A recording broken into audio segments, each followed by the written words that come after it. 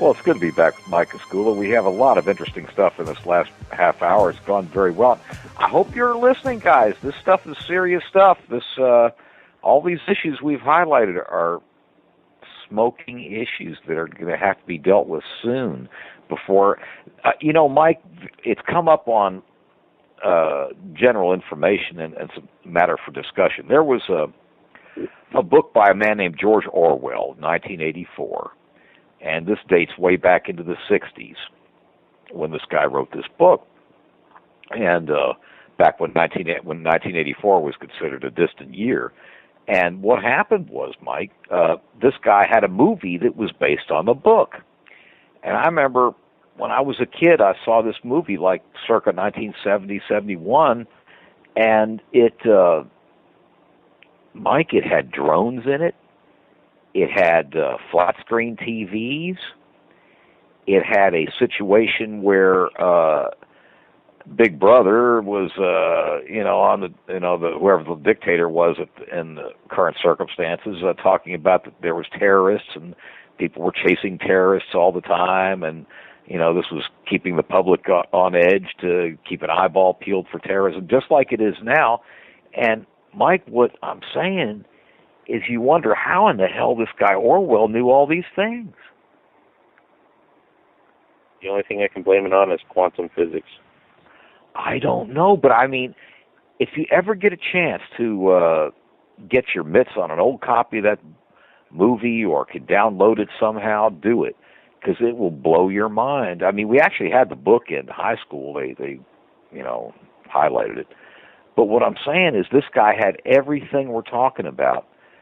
Even to the point of, how in Walmart and some stores they'll have interactive advertising where you go in the pharmacy section and you walk by, some kind of bit about toothpaste or some little, some little animated ad.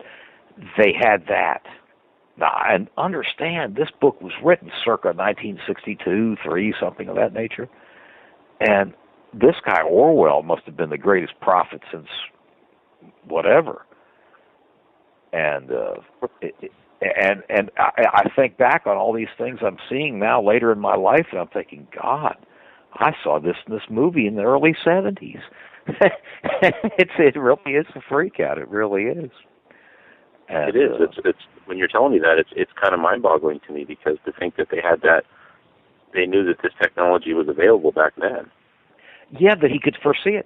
I promise you that he had interactive advertising and the flat screen deal, because I remember seeing the movie, and I think in the movie, I don't know how the hell that the scene developed, but some gal was, a hammer thrower. They have like the event in the Olympics where you do a revolution, you throw a hammer at the, for distance or whatever it is. Some gal in the movie threw a hammer at the flat screen TV. I mean, I remember that as just being a dramatic scene from the movie. But, I mean, understand, this was a time when all the TVs, of course, it's only been 7 or 8 years since flat screens have come out, maybe 10 at the most. And, I mean, all this stuff was written around circa 1962 or 3. Somebody needs to do an investigation on this Orwell, how the hell he got his info. If they can. Yeah. Because I've never heard anybody mention that he was clairvoyant or anything like that. I don't know. The guy must have been. And I met this guy. Now, this is kind of strange. But when I got out of the Army, one of the things I was going to do, I wound up going back to college and all that. But one of the things I was going to do, I was thinking about joining the post office, because I was a veteran. I had veterans preference and, all that. And, I was offered a job in the post office and what have you. But some guy also about that same era came by and told me about, they're going to have email pretty soon. There won't be very many postal workers. And I thought, what? In other words, Orwell said all these things, and some other guy I just met in the course of regular life was talking about email ruining the mail service, so don't bother with the post office. And it sounded plausible. I didn't do it because I was a salesman. I mean, that isn't the reason I didn't join the post office. But what I'm saying is, it was very weird that I think back on those two things, Orwell and that guy that told me about email back. Mike, this guy told me about email at a time when nobody even had a computer. You wouldn't even know what a computer was. I mean, we're talking like 1973, maybe. I mean, this guy was, perhaps I don't know. I mean, a computer, maybe the government had computers back then, I guess, maybe. I'm not even sure about that.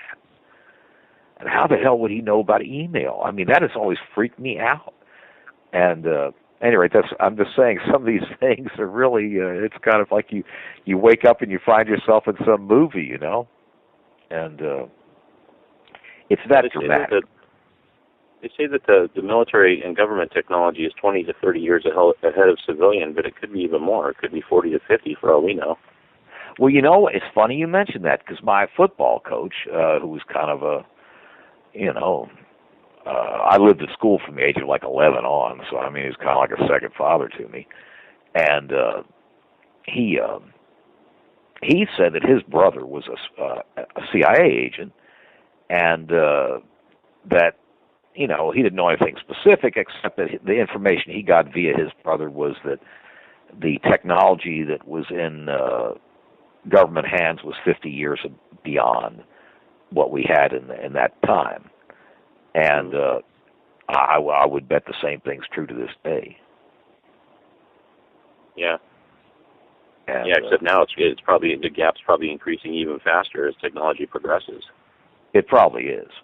I mean, I've been exposed through family relations and things to some stuff that would blow your mind, but I can't even really talk about it too much on the air. But I mean, yes, there's a lot of sophistication out there that is kind of mind-boggling, yes. It really is.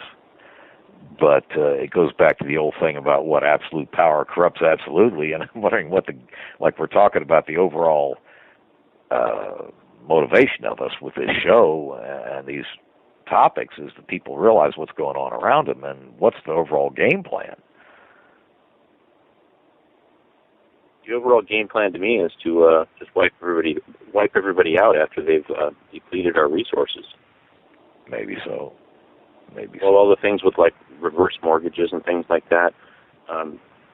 There's, for a long time they told everybody buy a house and pay your mortgage and pay it off, and if you live long enough to pay off your mortgage, you're doing good. Yeah. And everything's just been a big scam. Inflation was built into the economy on purpose to collapse it at one point. Oh, yeah. And every time we're taken off the gold standard, paper money eventually always collapses. And right now, with the way the stock market's going, you can see, and they're talking about it on the news shows now, that when the stock market, gold, silver, and oil all start going up and down together, that it's being manipulated on purpose, because the free market economy cannot operate on the same patterns. Oh, I know. The market is no more free or free of manipulation than the government is. I mean, it's as controlled as you can control something. And yes, whoever the powers that be are decide what the price is going. We're going to drive the price of oil up with some. They used to have a little story about 3 years ago. I used to listen, when oil was more volatile than it's been lately. But it was like they had about 10 different stories. And if oil went up, they'd say, well, that's such and such. And then they had they'd rotate their stories. And one they came up with all the time, at least once a month, was, well, there's unrest in Nigeria, and there's rebels there raising a ruckus, and that's why it went up. When logic would tell you Nigeria is maybe a major oil exporter, but not much, and it wouldn't really matter whether, the Nigerians blew up a couple trucks or whatever they did. It was just, what are we going to say today, guys? Well, let's say it's number 25, or let's use number 26. And Mike, I think it's that cynical. I really do. Yeah. It is. Screw us both. It really is. And I know, I know that there are powers that be. I've run across them, and they really exist. I do hope that the sheriffs we alluded to do have lots of guts. Now, I can relate, Mike, this one anecdotal story about sheriffs. I've never really been around a whole lot of sheriffs, but I do mention on this show my evil ex-brother-in-law.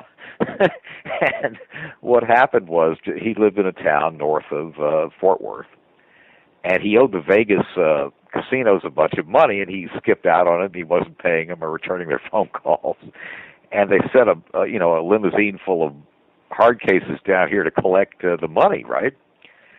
And somebody, one of his family members, called the local sheriff, and the chief deputy and the sheriff came out there, and they said, the guys from Vegas said, look, if I were you, I'd spin rubber out of here if you know what's good for you, and we'll take care of this. And the sheriff and his chief deputy spun rubber, and to heck with my brother-in-law. I mean, in other words, they weren't real gutsy, no. And, they were like complete wimps. And I just hope that in this connection, these sheriffs are more gutsy crew than the ones that my brother-in-law was associated with. Yeah. Unfortunately, he talked his way out of it, and he's still committing evil wherever he is. but the sheriff, I don't know. I do hope that your group can act as a catalyst, and some others, and try to involve people in a full-bodied manner. I really do. Hopefully we can resolve it peacefully. Well, yes, I hope so too. Now you mentioned this business with gardens and stuff. Tell me some more about what your efforts are in that home gardening and personal agriculture. We started creating a series of pages to try and address all the issues we see, because basically what we're trying to do is reverse engineer American consumerism, and then figure out a way how to change the system for we the people, where things like trying to figure out a way how to nationalize daycare and childcare, so the whole school system is all one. So, when people have a kid, they get excellent prenatal care, because, like my son, he's a year old now, but when my girlfriend was pregnant, we had her taking krill oil pills because it was supposed to have astaxanthin in it. I'm not pronouncing it right, but it's supposed to be some kind of superfood that helps develop brain synapses in the womb. And he is a little brainiac, and he's a year old, and he acts like he's like a 2-year-old at least. He's really cognizant, and his coordination, and just his comprehension. Yeah. And if we apply that to all the kids nationwide and gave them all the same excellent start, instead of saying, well, you're black, you live in the ghetto, you suck, you're not getting nothing. If all kids had the same thing, then I believe we could eliminate racism and, the issues that develop between the classes because of money and status and things like that. Right. And we would actually be promoting,